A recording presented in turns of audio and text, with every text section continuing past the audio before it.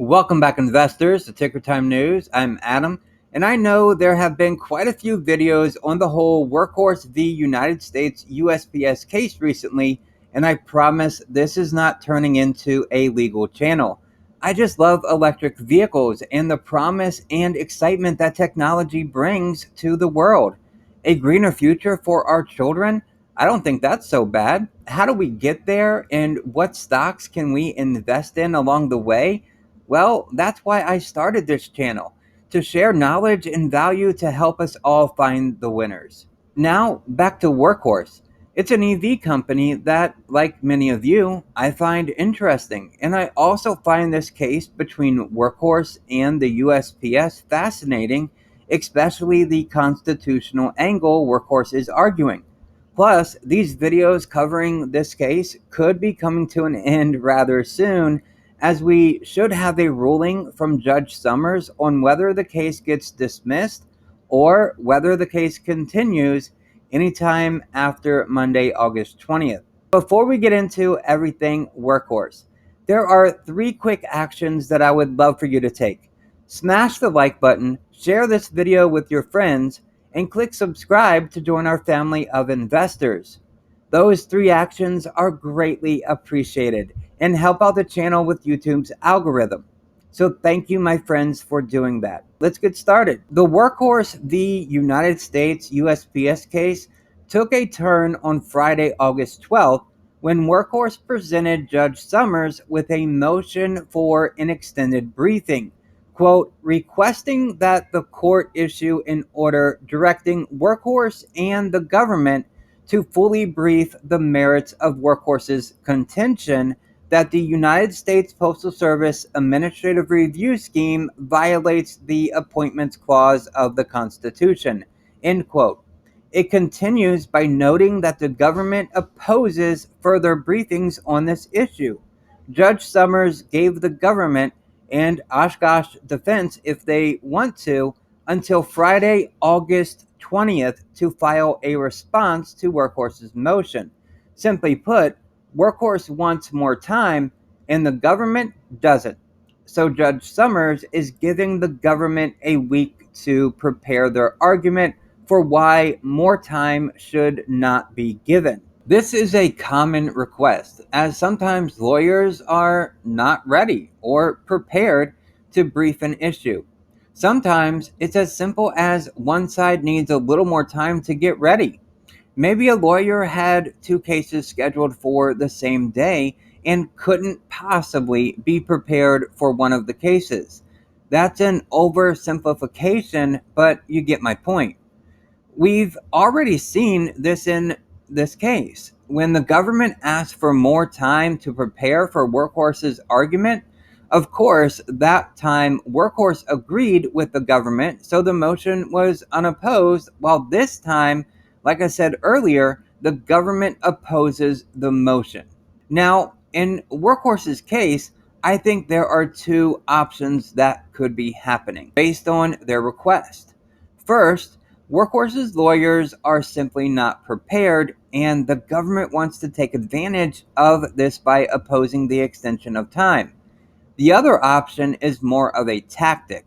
As a friend, Stock Island, pointed out to me that it is more likely beneficial for the government to paint in broad strokes, as in, nothing to see here, we awarded the contract to someone else, and thus objects to a more detailed briefing. While Workhorse wants to make sure their brief has included every argument that makes sense, thus requesting more time.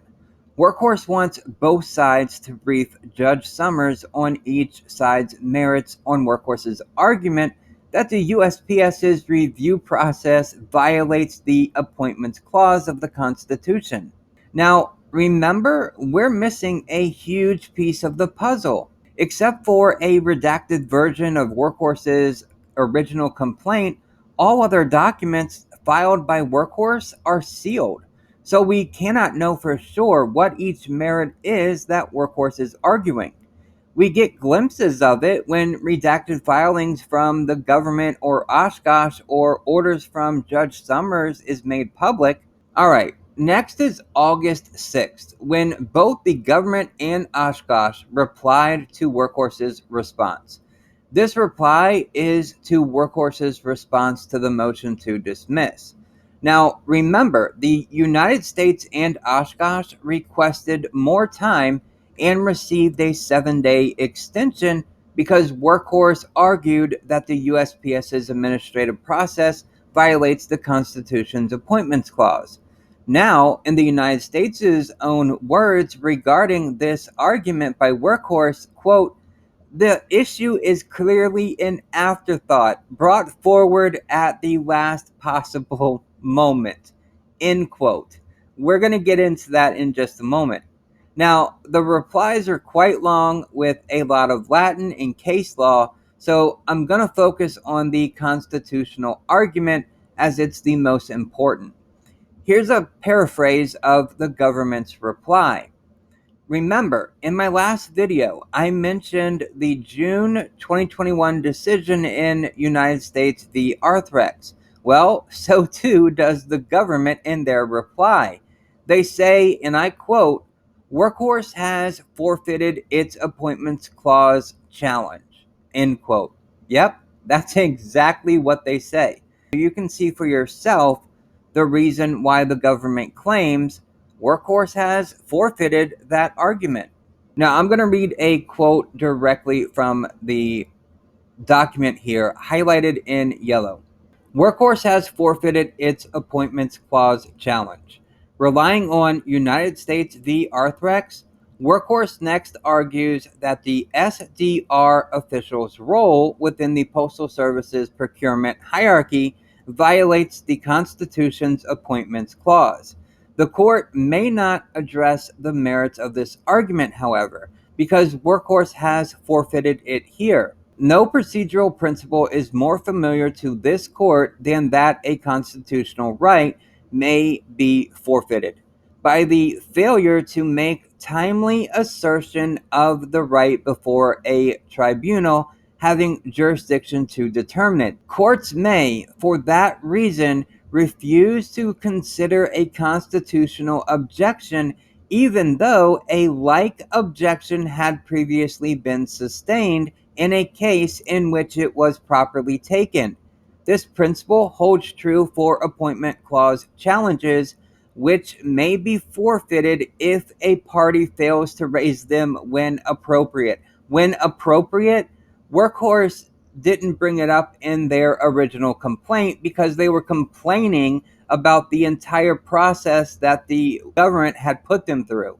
Now, Workhorse adds a constitutional argument, and because they add it and it's not in their original, oh my gosh.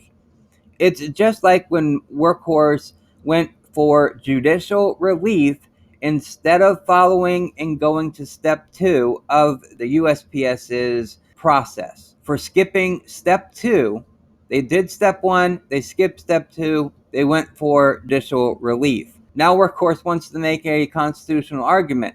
Because it wasn't in their original complaint, they can't make the constitutional argument? Wow. It's just something, isn't it? Basically, since it's not in the complaint, they can't add it now. What do you think about Workhorse's case against the USPS?